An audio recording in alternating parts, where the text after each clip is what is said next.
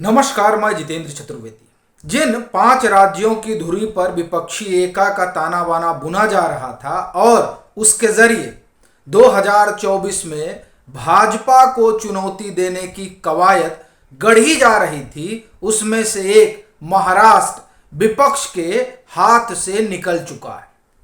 अब बड़ा सवाल यह है कि हुआ क्या।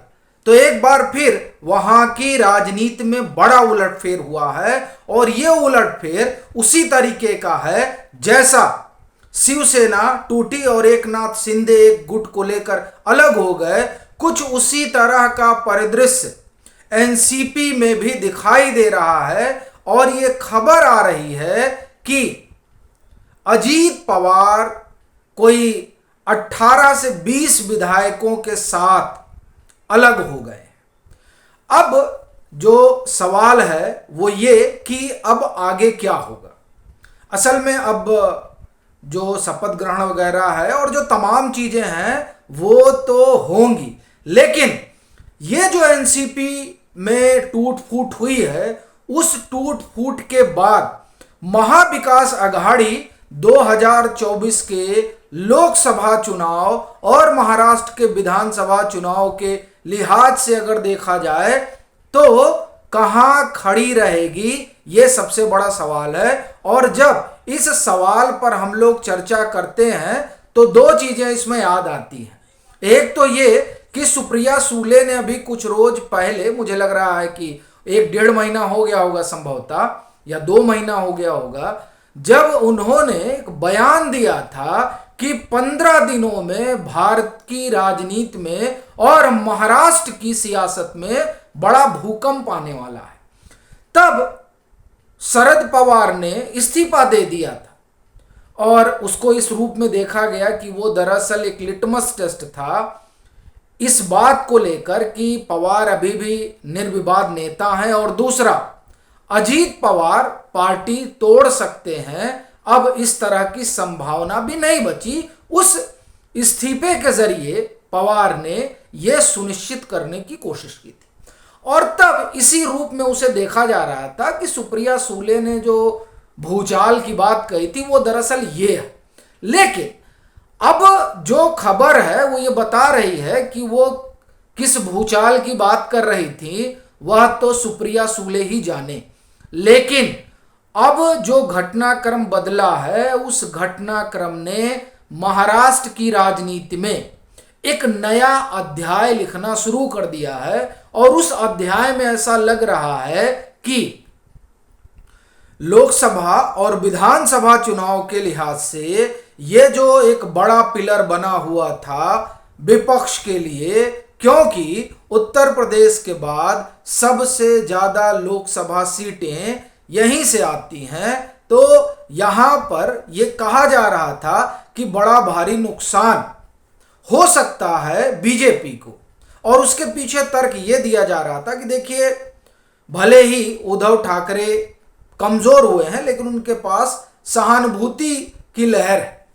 और फिर जो बाद में सर्वे वगैरह आए उस सर्वे में यह बात निकल कर आई कि कोई 10 से 12% वोट अभी भी उद्धव ठाकरे के साथ है और एकनाथ शिंदे को भले ही धनुष बाण मिल गया हो लेकिन फिर भी वो अभी 5.5 से 6% पर टिके हुए हैं।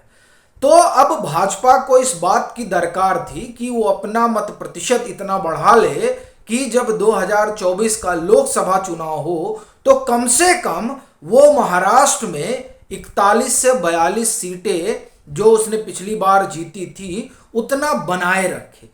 तो उसके लिए यह आवश्यक था कि एक टूट एनसीपी में भी हो, जिसकी बड़ी संभावना नजर आ रही थी, जो अब हो गई है। तो उससे जो मराठा वोट है वो ये माना जा रहा है कि भाजपा के साथ जुड़ेगा।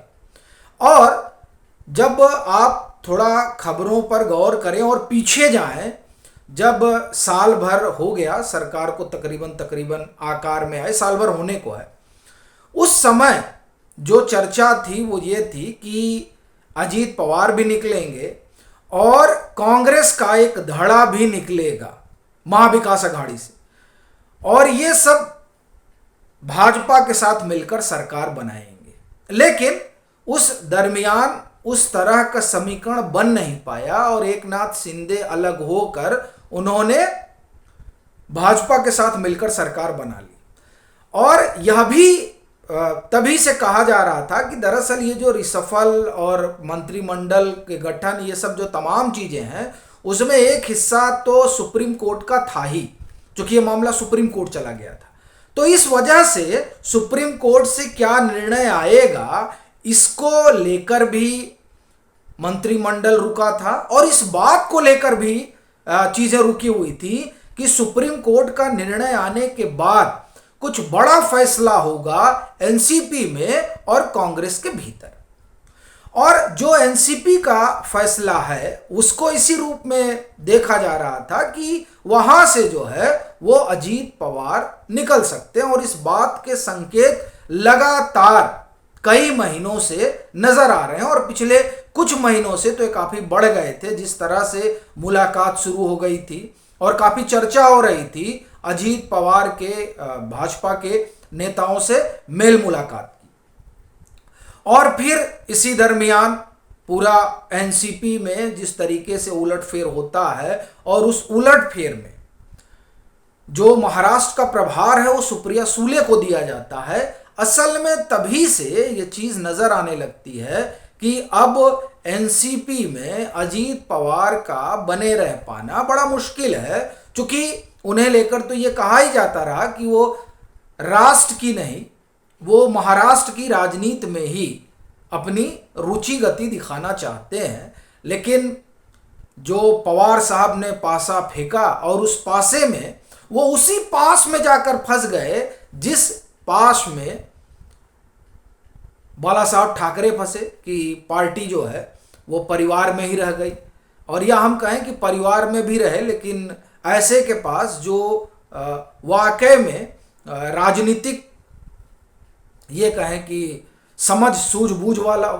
हालांकि यहाँ एक चीज और बड़ी रोचक लगी कि जब उद्धव ठाकरे से एकनाथ शिंदे अलग हुए थे तब शरद पवार ने कहा कि इनको राजनीति की समझ नहीं है, पर अभी जो बात निकल कर आ रही है, अजीत पवार जो अब एक तरह से चले ही गए हैं, तो ये जो वहाँ टूट फूट हुई और जिसकी जो अब दिखाई भी दे रही है, तो क्या ये पवार साहब को नहीं पता था? ये अपने आप में एक बड़ा सवाल है। और अब उनकी सूझबूझ को कैसे देखा जाए? ये मसला सूझबूझ का है, क्योंकि उन्होंने अपनी किताब में भी लिखा है ये बात कि उनकी पार्टी के कुछ एक विधायक हैं जो अलग होना चाहते हैं। तो ये जो अलग होना है ये सोची समझी रणनीति का हिस्सा है एनसीपी का, क्योंकि एनसीपी को अब ये लग रहा है कि खुद को बचाना है। और जिस तरह से तमाम तरह की चीजें चल रही हैं, क्या उन चीजों ने, और जब चीजें कह रहा हूं तो अपना सरोकार उस जांच पड़ताल से है जो जारी है, तो क्या उसकी वजह से या फिर जिस तरह से भाजपा महाराष्ट्र में मजबूत होती जा रही है। देखिए इसी महाराष्ट्र में 8% 9% मत हुआ करता था भाजपा का, और आज भाजपा 28 और 30% मत हासिल कर रही है, उसका वोट शेयर है इतना, तो जाहिर तौर पर उसका ग्राफ दिनों दिन बढ़ता जा रहा है। और शिवसेना जिस तरह से एकनाथ शिंदे लेकर आए एक, और दूसरा उद्धव ठाकरे का जो आप ये कहें कि उस गठजोड़ के साथ मेल मिलाप हुआ जो आइडियोलॉजी के लिहाज से उनके समकक्ष नहीं है, तो वहां का भी जो वोट है वो भी माना जा रहा है कि भाजपा के पास जाएगा। तो इसलिए भाजपा का मत प्रतिशत बढ़ रहा है और उसके बरक्स कांग्रेस हो, एनसीपी हो, ये लोग हाशिए पर जा रहे हैं। तो क्या उसे बचाने के लिए इस तरह का उलटफेर हुआ? वजह जो भी रही हो, लेकिन महाराष्ट्र की जो राजनीति है वो राजनीति पूरी तरह से पलट गई है। एक, और दूसरा 2024 के लोकसभा और विधानसभा चुनाव के लिहाज से भाजपा ने सबको पीछे छोड़ दिया है, और वो जो उसका गठजोड़ बनने जा रहा है वो गठजोड़ सब पर भारी पड़ता दिखाई दे रहा है। अभी के लिए फिलहाल इतना ही। अगर आप मतांतर से नहीं जुड़े हैं तो जुड़े, वीडियो को लाइक करें और खूब शेयर करें।